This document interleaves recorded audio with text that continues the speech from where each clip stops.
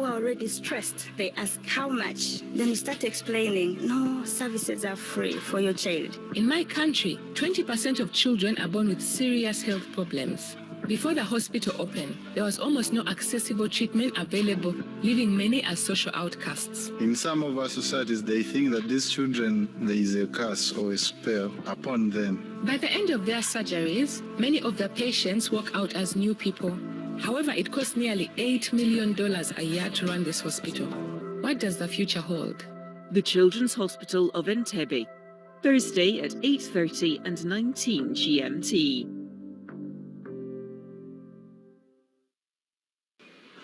Hello, I'm Mark Lowen with OS from the BBC World Service, live from our newsroom in central London. It was seen as one of the sultriest fashion shows on the circuit, that of the lingerie chain Victoria's Secret.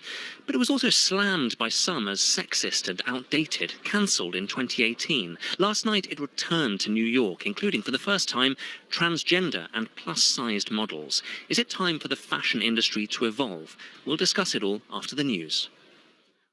BBC News with Govinda Gill.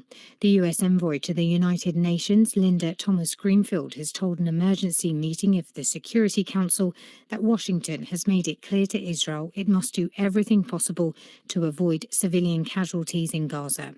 Those who could not heed Israel's order to leave northern Gaza should not be treated as combatants. The governor of Nabatea province in southern Lebanon has accused Israel of directly targeting local officials and civilian infrastructure in an airstrike on Wednesday.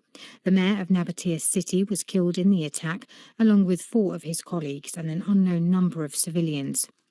The British Prime Minister says his government's considering imposing sanctions on 2 members of the Israeli administration. Keir Starmer confirmed that measures could be taken against the Finance and National Security Minister. Nigerian police say more than 140 people were killed when a fuel tanker exploded after crashing in the northwestern Nigerian state of Jigawa.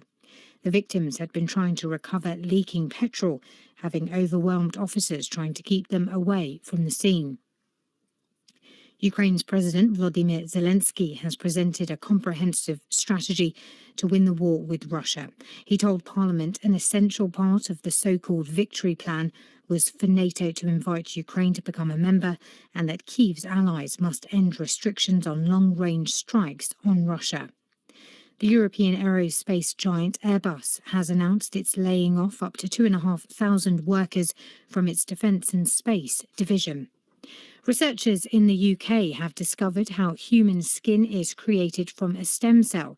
The team identified which genes are switched on and off during development and ageing and were able to grow small amounts of the skin tissue in a lab. That's the latest. BBC News.